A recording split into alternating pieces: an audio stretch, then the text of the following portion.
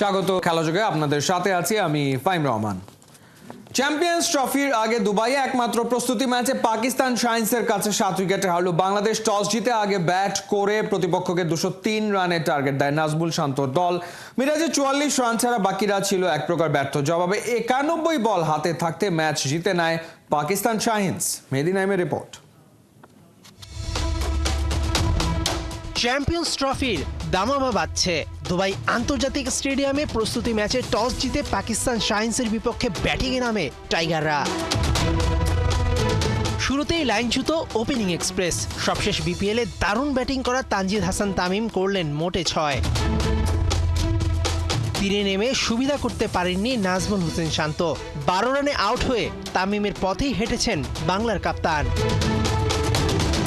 তবে তামিম শান্ত ব্যর্থ হলেও আরেক প্রান্তে দুর্দান্ত ব্যাটিং করেছেন সৌম্য সরকার। তার ব্যাটে ভর করেই শুরুর পাওয়ার প্লেতে 2 উইকেট হারিয়ে 60 রান তোলে বাংলাদেশ। তবে সৌম্যের ব্যাটের সুর কাটে 35 রানে রান আউট হলে। মিরাজ সাজঘরে ফিরেছেন হাফ সেঞ্চুরি না পাওয়ার হতাশা নিয়ে। ইনিংস সর্বোচ্চ 44 রান এসেছে টাইগার অলরাউন্ডারের ব্যাট থেকে। মিডল অর্ডারে মুশফিক জাকের আলীদের রানের চাকা স্লিপ খেয়েছে। তাতে 150 ছোঁয়ার আগেই 7 উইকেট হারিয়ে দিশেহারা টাইগাররা। বাংলাদেশ শেষ পর্যন্ত 202 রান করতে পারে তানজিম সাকিবের 27 বলে 30 রান আর নাসুমের 15 রানে ভর করে। 70 বল হাতে থাকতেই অল আউট বাংলা। পাকিস্তান শাইন্সের হয়ে 43 রানে 4 উইকেট নিয়েছেন ওসামা। 203 রানের টার্গেটে ব্যাট করতে নেমে মিরাজ, নাহিদ রানা, তানজিম সাকিবরা উইকেট পেয়েছেন ঠিকই, তবে হার এড়াতে পারেননি। 2025 চ্যাম্পিয়ন্স ট্রফির শুরুর প্রস্তুতিটা ভালো হলো না। 20 ফেব্রুয়ারি দুবাইতে প্রথম ম্যাচে মাঠে নামবে টাইগাররা। মেহেদী নাইম, 71। চ্যাম্পিয়ন্স ট্রফিতে একের পর এক কঠিন পরীক্ষা। ভারত আর স্বাগতিক পাকিস্তান তো আছেই, তবে নিউজিল্যান্ড হতে পারে টাইগারদের সবচেয়ে কঠিন প্রতিপক্ষ। কদিন আগেই ত্রিদেশীয় সিরিজের ট্রফিটা উঠেছে ওদের ক্যাবিনেটে। 2000 সালে চ্যাম্পিয়ন্স ট্রফি জেতা কিউইদের বিপক্ষে টাইগারদের সম্ভাবনা কতটা, জানাচ্ছেন খালিদ জামিল। চ্যাম্পিয়ন্স ট্রফির পয়লা ম্যাচের আগেই হয়ে গেছে সেটা ড্রেস রিহার্সাল। পাকিস্তান নিউজিল্যান্ড লড়াইয়ের দেখা মিলেছে ত্রিদেশীয় সিরিজের ফাইনালে। সুপার সাউন্ড টিম কিউইরা ঘরে তুলেছে ট্রফি। করাচিতে যখন ওরা সেলিব্রেশনে মেতেছে তখন টাইগার ফ্যানদের কপালে গভীর হয়েছে দুশ্চিন্তার ভাঁজ, কারণ এই দলটার বিপক্ষেই চ্যাম্পিয়ন্স ট্রফিতে নিজেদের দ্বিতীয় ম্যাচে রাওয়ালপিন্ডির মাঠে নামবে টাইগাররা। নিউজিল্যান্ডের বিপক্ষে ম্যাচের আগে অস্বস্তির বিষয় আছে আরও। কাগজে কলমে এটা টাইগারদের দ্বিতীয় লড়াই, কিন্তু পরিস্থিতি বিবেচনায় প্রথমই বলা যায়, কারণ ভারতের গোয়ারতুমির কারণে নাজমুল শান্তদের প্রথম ম্যাচটা তাদের বিপক্ষে বাংলাদেশকে খেলতে হবে দুবাইয়ের মাঠে। তারপর ওরা উড়ে আসবে রাওয়ালপিন্ডি, সেখানেই বাকি 2 ম্যাচ। তার মানে হোস্ট পাকিস্তানের কন্ডিশনকে প্রথম ডিল করতে হবে এই ব্ল্যাক ক্যাপদের বিপক্ষেই। তবে কেন উইলিয়ামসনদেরও অস্বস্তির কারণ আছে যথেষ্ট। চ্যাম্পিয়ন্স ট্রফিতে এর আগে 2 বার লড়েছে বাংলাদেশ নিউজিল্যান্ড। সবশেষ আসরে জিতেছিল টাইগাররাই। 5 উইকেটের সেই জয়ের সুবাদে প্রথমবারের মতো কোনো আইসিসি ইভেন্টে টাইগাররা পৌঁছে গিয়েছিল সেমিফাইনালেও। কিউইদের বিপক্ষে চ্যাম্পিয়ন্স ট্রফিতে এর আগের লড়াই 2002 সালে। সেবার অবশ্য টাইগাররা হেরেছিল 167 রানের বিশাল ব্যবধানে। তবে আইসিসি ওয়ানডে ইভেন্টে নিউজিল্যান্ডের বিপক্ষে টাইগারদের জয় ওই একটাই। ওয়ার্ল্ড কাপের সাথে চ্যাম্পিয়ন্স ট্রফি মিলিয়ে মোট 8 ম্যাচের বাকি 7টাতেই হেরেছে বাংলাদেশ। কিন্তু টাইগারদের বিপক্ষে নামার আগে কেন উইলিয়ামসনদের দুশ্চিন্তার আরেক নাম উপমহাদেশের কন্ডিশন। বাংলাদেশের মাটিতে এর আগে বার কয়েক ভরাডুবি হয়েছে তাদের। টাইগারদের হোম কন্ডিশনে 16 ম্যাচের 8টাতেই হেরেছে তারা। এর মধ্যে আবার 2 বার হয়েছে বাংলা ওয়াশ। 2010-এ টাইগাররা নিউজিল্যান্ডের বিপক্ষে ঘরের মাঠে তৃতীয়বার ওয়ানডে সিরিজ খেলতে নেমেই করেছিল ধবল ধোলাই। তার 3 বছর পরে এসে ফের ওই একই লজ্জায় পড়েছিল ব্র্যান্ডন ম্যাককালামরা। পরের হোম সিরিজটা ছিল 2023 সালে।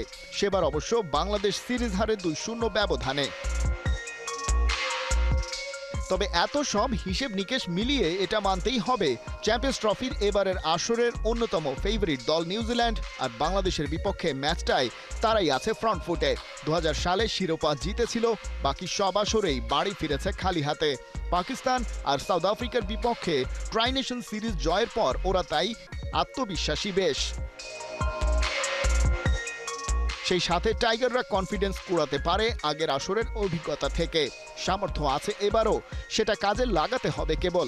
অতীত পরিসংখ্যান যাই হোক, ম্যাচের ফল তো নির্ধারিত হবে দিনের খেলায়। ব্ল্যাক ক্যাপদের বিপক্ষে সেই চমকের অপেক্ষায় গোটা বাংলাদেশ। খালিদ জামিল, ৭১। হঠাৎ বিসিবিতে সাবেক কাপ্তানদের ডাক। এক টেবিলে বোর্ড প্রেসিডেন্টের সঙ্গে নান্নু বাশার, আকরাম সহ ৯ সাবেক কাপ্তান দেশের ক্রিকেটের স্বার্থে আলোচনা করে সব ভুল ভ্রান্তি সংশোধন করে সামনে এগিয়ে নিতে বোর্ড সভাপতির দারুণ উদ্যোগ। বিপিএল, ডিপিএল সহ দেশের ক্রিকেট কাঠামো উন্নয়নে ফারুক আহমেদ সব সাবেক ক্যাপ্টেনের পরামর্শ নিয়েছেন। নাইয়ান বিন জসিমের রিপোর্ট। এনি মোর কোয়েশ্চেন সাকিবের সম্পর্কে?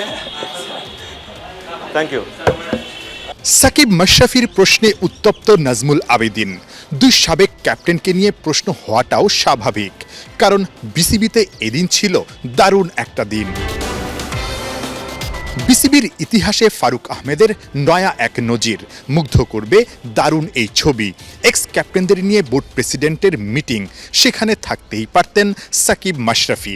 প্রশ্ন ছিল, জুমে কি যুক্ত ছিলেন দুই সাবেক ক্যাপ্টেন? এটা কি করতেই হবে? এটা কি করতেই হবে? ফারুক আহমেদ নিজেও সাবেক কাপ্তান, তবে বোর্ড প্রেসিডেন্ট হিসেবেই এবার দাওয়াত দিয়েছেন বাকিদের। সব মিলে বিসিবিতে রোববার ছিল অনেকটা ক্যাপ্টেন্স রিইউনিয়ন, কিন্তু কারণটা আসলে কি? এক্সচেঞ্জ অফ ভিউজ কিছুটা আমরা আলাপ করেছি। আমাদের যে বিপিএলটা হয়ে গেল সেটা নিয়ে আলাপ করেছি। সামনের বছরে আমাদের খেলাটাকে আমরা কিভাবে সাজাতে পারি বা তাদের মতামতগুলো কি। আগের অধিনায়করা ছিল এখানে, বাট তার চাইতে ইন্টারেস্টিং ব্যাপার হচ্ছে যে আমাদের কারেন্ট লিটন কুমার দাস এবং মমিনুল হক সৌরভ, তারাও এখানে ছিল।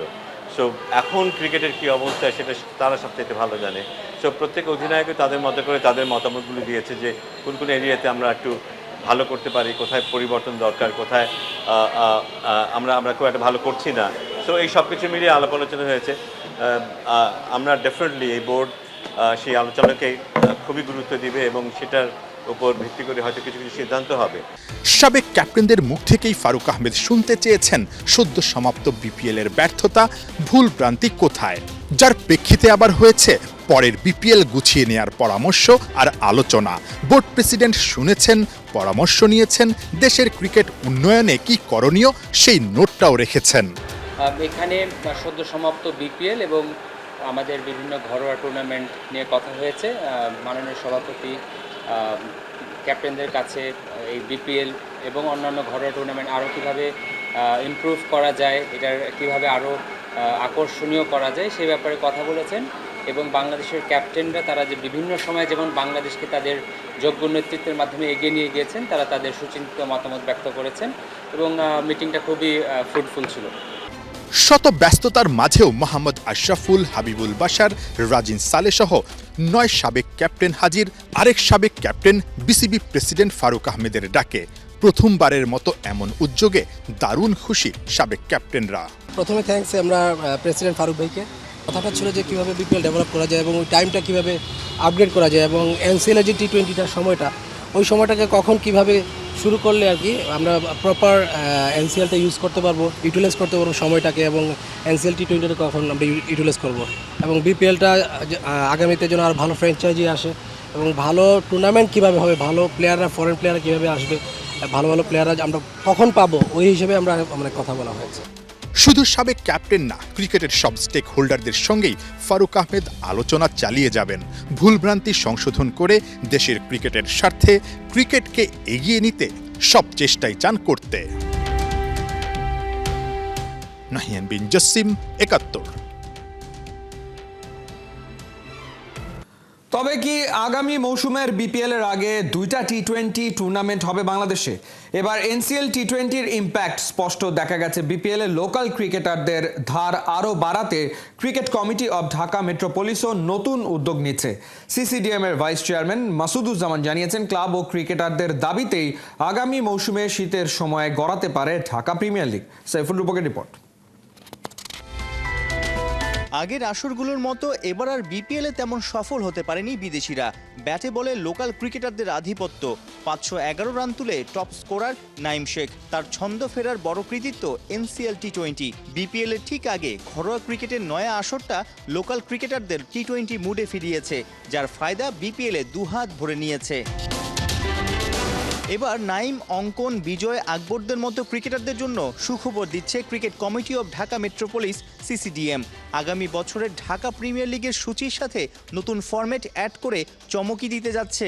আগামী বছর বিপিএল এর আগে ডিপিএল করা যায় কিনা সেটা নিয়ে আমরা কাজ করতেছি। নভেম্বর ডিসেম্বরের দিকে করতে পারি ফার্স্ট স্পেলে সিজনের, তা হইলে এটা আমাদের একটা ইচ্ছা। ইন ফিউচার আমরা আমাদের সিজনের ফার্স্ট স্পেলটা খেলাবো, এরপরে সুপার লিগ, এরপরে সুপার লিগ শেষ হলে পরে আমরা এই ঢাকা প্রিমিয়ার ডিভিশনে যে ক্লাবগুলি আছে এই ক্লাবগুলিকে, এই সুপার লিগের এই ক্লাবগুলিকে নিয়ে আমরা একটা T20 প্লেয়ার বের করতে গেলে যদি বিপিএলকে আপনি প্লেয়ার যদি ইনজেক্ট করতে চান তাহলে তার শুধু লিগ পারফরমেন্স দেখলে তো হবে না, তাকে আপনার T20 পারফরমেন্সও দেখতে হবে।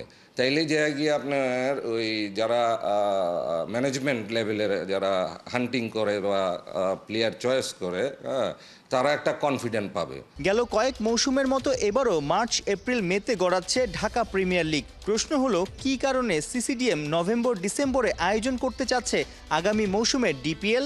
এগুলি আসলে ক্লাবগুলিরও এরকম অভিযোগ আছে, প্লেয়ারদের অভিযোগ আছে, প্রচণ্ড রকমের টেম্পারেচার থাকে, তারপর আপনার রেইনি সিজন, বৃষ্টি থাকে, খেলা হয় না, রমজান এবং রমজানে একটা বাড়তি শারীরিক বাড়তি একটা চাপ থাকে, প্লেয়াররা রোজা রাখে খেলে। তো এই সমস্ত কিছু কনসিডার করেই এটাকে আসলে আগানো উচিত। আপনি তো জানেন যে প্রিমিয়ার ডিভিশন বাংলাদেশের সবচেয়ে বড় টুর্নামেন্ট। 22 ও 23 ফেব্রুয়ারি গড়াবে এবারের ঢাকা প্রিমিয়ার লিগের দলবদল। মার্চের প্রথম সপ্তাহে শুরু মাঠের ক্রিকেট। সাইফুল রূপক, 71। কমিটি বদলেছে, নেতৃত্বে এসছে নতুন মুখ, কিন্তু সুবিধাভোগীদের দৌরাত্ম্য কমেনি একটুও। বলা হচ্ছে বাফুফের কথা, এশিয়ান কাপ বাছাইয়ে ভারত ম্যাচ ও তার আগে সৌদি আরবে ক্যাম্পের জন্য জাতীয় দলের ম্যানেজার হিসেবে দায়িত্ব দেওয়া হয়েছে আমির খানকে। কিন্তু এই পোস্টের জন্য রীতিমতো তুলকালাম কাণ্ড ঘটিয়েছেন বাফুফের আর এক কর্তা। সোমবারের ন্যাশনাল টিমস কমিটির সেই মিটিংয়ে ঘটে যাওয়া ঘটনা তুলে এনেছেন পার্থ বণিক।